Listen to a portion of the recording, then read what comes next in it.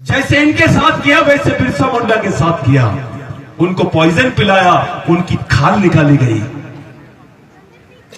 उनकी खाल निकाली गई और बोला गया कि बोल तो इस देश का मालिक नहीं है, आदिवासी नहीं है, तेरा जमीन पर अधिकार नहीं है। बिरसा मुंडा रात भर तड़पते रहा, मर गया लेकिन लिख के नहीं दिया और बोला नहीं। आखिरी दम तक एक ही बात बोला, मैं इस देश का आदिवासी था, हूं और रहूंगा। साथियों, एक जमीन के टुकड़े पर अपनी जिंदगी को निछावर करने का इतिहास है अपने आदिवासियों का। इनसे पूछो, अगर ये जमीन नहीं होती तो देश होता क्या? अरे देश का आजादी हुए तो 47 साल थे भाई। इस देश का भारत नाम नहीं था तब से आदिवासी रहता है। यहां राम का जन्म नहीं हुआ था तब से आदिवासी रहता है। यहां पर किसी के आने के पहले जो आर्य आक्रमणकारी नहीं थे तब से आदिवासी रहता है। यहां का मुसलमान भी आदिवासियों का वंशज है, यहां का ओबीसी भी आदिवासियों का वंशज है, यहां का क्रिश्चियन भी आदिवासियों का वंशज है, यहां का दलित भी आदिवासियों का वंशज है। यह बात अलग है कि उनके मन में यह बात अभी समझी नहीं है।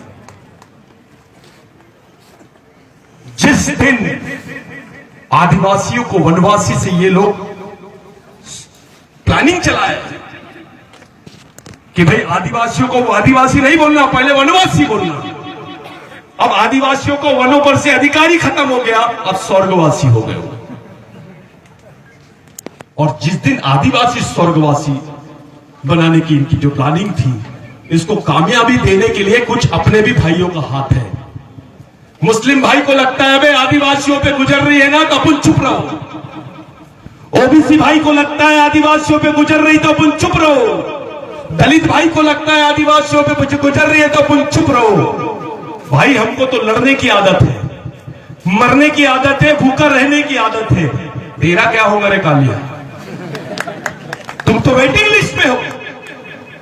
हमको सता के मारे ये लोग, आपको भगा के मारेंगे। सिर्फ फर्क यह है, पहले हमको मारेंगे बाद में तुमको मारेंगे। सिर्फ तय करना है कौन पहले मरेगा। हमारे बीच में और आपके बीच में एक ही फर्क है कि मुसलमान पहले मरेगा या आदिवासी, दलित पहले मरेगा या आदिवासी, ओबीसी पहले मरेगा या आदिवासी। ये जमीन का जो प्रश्न है ये केवल आदिवासियों का प्रश्न नहीं है। जिस दिन इस देश का आदिवासी वनवासी हो जाएगा, यहां का ओबीसी, मुस्लिम, दलित, अल्पसंख्यक सब स्वर्गवासी हो जाएगा। इनका अपना कोई प्रमाण नहीं है। जिस दिन मुसलमान को बोलना पड़ेगा कि मैं इस देश का मालिक हूं, मैं भी इस देश का मूल निवासी हूं, तो उसको प्रमाण देना पड़ेगा कि मैं आदिवासियों का वंशज हूं। जिस दिन इस देश के क्रिश्चियन को बोलना पड़ेगा कि मैं इस देश का मालिक हूं, तो उसको भी बताना पड़ेगा मैं आदिवासियों का वंशज हूं। जिस दिन भी इस देश के ओबीसी, ठाकुर, सब लोगों को बोलना पड़ेगा कि मैं मूल निवासी हूं, उसको भी बताना पड़ेगा मैं आदिवासियों का वंशज हूं। जिस दिन आदिवासी खत्म हो जाएंगे, आपके पास में जो आपका आखिरी प्रमाण पत्र है वो भी खत्म हो जाएगा। केवल आदिवासियों की बात नहीं है, ये बहुत बड़ा षड्यंत्र है जो 2500 साल से ये पनप रहा है, उसको आखिरी अंजाम तक के इन्होंने लाए हैं। भारत के 70 साल के इतिहास में जो काम नहीं हुआ है वो काम इन्होंने 5 साल में करके दिखा दिए। आदिवासियों को नक्शे से ही खत्म कर डाले। सोचना पड़ेगा, ये राजनीतिक लड़ाई नहीं है, ये सांस्कृतिक लड़ाई भी है, ये आर्थिक लड़ाई भी है, ये सामाजिक लड़ाई भी है, और ये राजनीतिक आखिरी में है। पर्याय क्या है हमारे सामने? अरे जो जमीन का टुकड़ा तुम्हारे पास है, तुमने खरीदे नहीं, वो तुम्हारे बाप ने दिया है, उसको उसके बाप ने दिया है, और उसको डंटा भील ने दिया है, उसको बाबूराव शर्मा के ने दिया है, बिरसा मुंडा ने दिया है। वो जमीन आप खरीदे नहीं। मैंने 70 साल में नहीं सुना ओमकार दादा किसी आदिवासी ने भारत में 2000 एकड़ जमीन खरीदा होगा, लेकिन ये सुना कि आदिवासियों की 2 लाख एकड़ जमीन खरीद ली है। मैंने सुना नहीं कि आदिवासियों को 5 साल में इन्होंने 5 एकड़ जमीन दिए होंगे, लेकिन 5 लाख एकड़ जमीन आदिवासियों से ले लिए। किसके साथ हो रहा है ये? आदिवासियों के साथ ही हो रहा है। ये बहुत खतरनाक बात है, ये दर्दनाक है। आपके आने वाली पीढ़ी वो पेट से ही नक्सलवादी पैदा होगा। एक दाढ़ी वाला मुसलमान दिखता था तो ऐसा माहौल बना दिए थे कि ये आतंकवादी है। अब जैसी बोले ना मैं आदिवासी हूं, अरे आदिवासी नहीं है, तू नक्सलवादी है।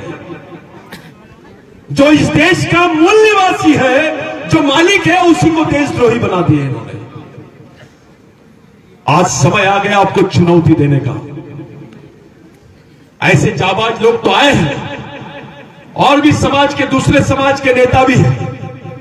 सब लोग इस बात को समझ रहे हैं। आपके ऊपर भी हमने समझाए, उन लोगों ने भी माने, इस बात को स्वीकार कर रहे हैं कि आदिवासियों की नहीं, सही में आदिवासियों की जमीन है और ये मिलना चाहिए। लेकिन बात अब केवल मांगने वाली नहीं है।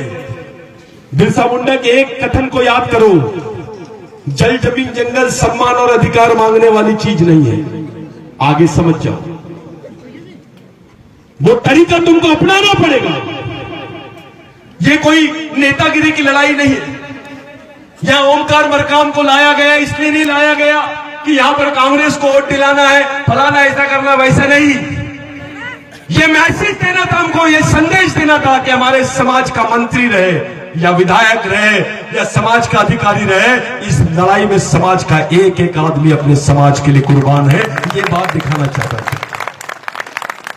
इतने कमजोर नहीं है। एक बिरसा मुंडा था तो वाट लगा दिया था, एक बाबा साहब आंबेडकर था तो वाट लगा दिया था। अब तो 1000 बिरसा मुंडा है, लाखों की संख्या में है। इस परिस्थिति को भापो, इस महत्व को समझो। ये मूवमेंट केवल आपको टोपी पहनने के लिए, मैं बिरसा ब्रिगेड का हूं, ये बोलने के लिए, इसका फायदा उठाने के लिए नहीं। ये मूवमेंट आपको सही रास्ते पर लड़ाई लड़ने के लिए ले जाना चाहता है। ये जो आज इतना बड़ा आयोजन हुआ है, इस आयोजन के मार्फत हम एक संदेश सरकार को, दिल्ली सरकार को देना चाहते हैं कि आदिवासियों को कमजोर मत समझो। ये मैसेज हम लोगों को देना है। आने वाले समय में हम पूरे देश के 5 लाख आदिवासी कार्यकर्ताओं को नागपुर में जमा कर रहे हैं बिरसा ब्रिगेड के मार्फत। जिस नागपुर से इन्होंने सरकार चलाई थी, जिस नागपुर से आरएसएस ने सरकार चलाई थी, केंद्र की उसी सरकार को नागपुर से आदिवासी गिरा के बताएंगे। ये याद करने की तैयारी हम लोग कर रहे हैं। अगर आरएसएस सरकार चला सकती है तो आदिवासी मिशन भी सरकार गिरा सकता है। ये तैयारी हम लोगों ने खड़ी की है। इतनी बड़ी तैयारी में आपका योगदान, प्रदेश के हर 11 राज्यों के लोगों का योगदान बहुत महत्वपूर्ण है। आप लोगों के लिए ये जो लैंड एक्विजिशन बिल है, फॉरेस्ट बिल है, जमीन जो है, इसके बाद तुम्हारे सामने कुछ नहीं है। बिरसा मुंडा ने बोला, जिसकी जमीन उसका देश।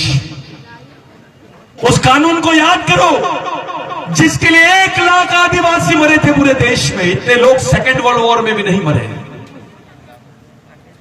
वो 1 लाख आदिवासी जब मरे, तब जाके इस देश में कानून बना बिरसा मुंडा के आंदोलन में, जिसको लैंड एक्विजिशन एक्ट बोलते, कि आदिवासी की जमीन गैर आदिवासी नहीं ले सकता है, और गैर आदिवासी तो क्या सरकार भी नहीं ले सकती है। इसका मतलब साफ है कि उस वक्त अंग्रेजी हुकूमत ने मान लिया था कि आदिवासी ही इस देश का मालिक है, और ये लोग उसी बात से बदला ले रहे हैं हमसे। 1858 से ये हमारे पीछे पड़े हैं, तभी से इन्होंने हिंदू महासभा और आरएसएस का गठन किया। आदिवासी ने कभी किसी ब्राह्मण से दुश्मनी नहीं की, आदिवासी ने किसी जाति धर्म से दुश्मनी नहीं की, आदिवासी ने किसी धर्म विशेष, जाति विशेष के लोगों से दुश्मनी नहीं की, सबको गले लगाया। लेकिन आज साथियों, आदिवासियों की गर्दन काटने के चक्कर में है ये। हम गला मिला रहे हैं, इनसे गले से गला मिलाते हैं, ये हमारी गर्दन साफ करने के चक्कर में है। दोस्तों, हमारे YouTube चैनल को यहाँ पर क्लिक करके सब्सक्राइब करें। इस तरह की जानकारी प्राप्त करते रहने के लिए इस बेल आइकन को ज़रूर दबाएं, जिससे हमारे नए वीडियो अपलोड करते से ही आपको तुरंत नोटिफिकेशन प्राप्त हो जाएगा।